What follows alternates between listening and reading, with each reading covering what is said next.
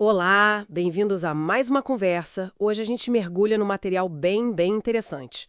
Trechos de Mais Esperto que o Diabo, do Napoleão Hill. Um clássico do desenvolvimento pessoal, né? Mas com uma abordagem, digamos, peculiar. A ideia central é que o Hill, depois de um período bem difícil na vida dele, ele meio que entrevista uma figura que ele chama de o Diabo para entender por que as pessoas falham ou têm sucesso. Então vamos lá. O que a gente busca aqui é extrair as ideias mais fortes desse texto sobre como a gente lida ou talvez até cria as nossas próprias barreiras internas. Bom, logo de cara, um conceito-chave que aparece nessa conversa é a tal da alienação. O que seria isso exatamente no contexto do livro? Parece mais do que só, sei lá, falta de foco, né? É bem mais do que isso. A alienação, como o Hill descreve ali, é quase um estado de deriva mental, sabe? É quando a pessoa para de definir o próprio rumo e começa a aceitar passivamente o que vier. E o ponto-chave, assim, é que essa passividade é que abre espaço para influências externas tomarem conta. É como deixar de pensar por si mesmo. O livro coloca isso como a principal ferramenta do diabo para controlar a mente. É a preguiça de usar o cérebro, meu. Entendi. Então não é só não saber para onde ir, é meio que entregar o volante para qualquer um. E imagino que o medo seja o principal carona indesejado aí. Como o livro liga a alienação com o medo? Exatamente. O medo é apresentado como a ferramenta principal para manter as pessoas nesse estado de alienação. O texto até lista 6 medos principais. Medo da pobreza, da crítica, de perder a saúde, de perder o amor de alguém, da velhice e da morte. E o diabo, na narrativa, confessa que os mais eficientes para ele são o da pobreza e o da morte. E o mais interessante, assim, é a forma como ele diz que esses medos são plantados, de um jeito tão sutil que a pessoa acha que são pensamentos dela mesma, racionais até. Nossa, isso é forte pensar nisso. Tipo, o medo da crítica, né?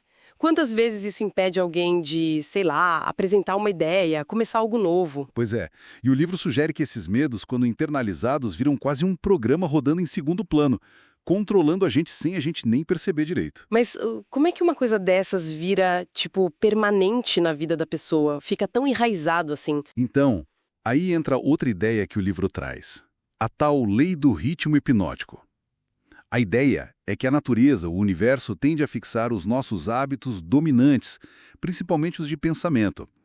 Ou seja, se alguém foca muito em medo, em escassez, em dúvida, essa lei trabalharia para tornar esse padrão mental meio de permanente. É como criar um caminho no cérebro, né?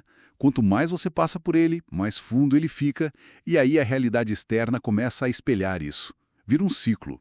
Um ciclo vicioso, né?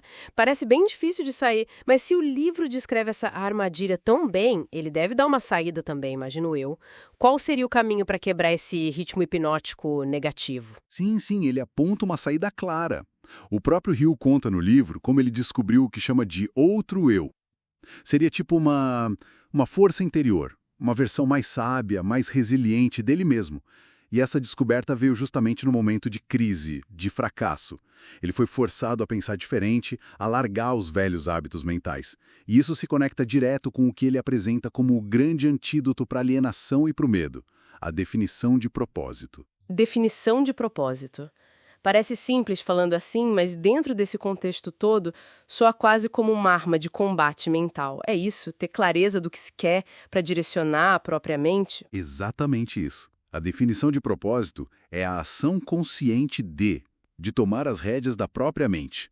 É escolher o no que pensar, ao invés de ser levado pela correnteza da alienação ou paralisado pelo medo.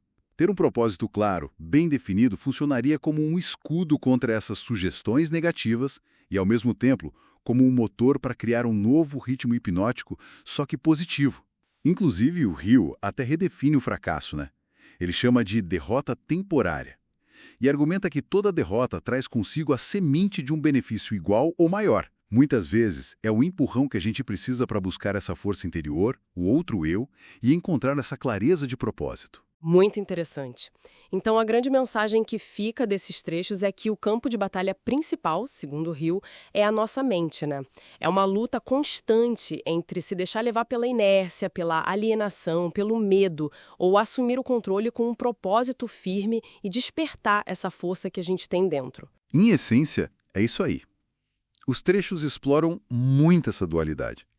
De um lado, a passividade da alienação, que é alimentada pelo medo e fixada por esse ritmo hipnótico.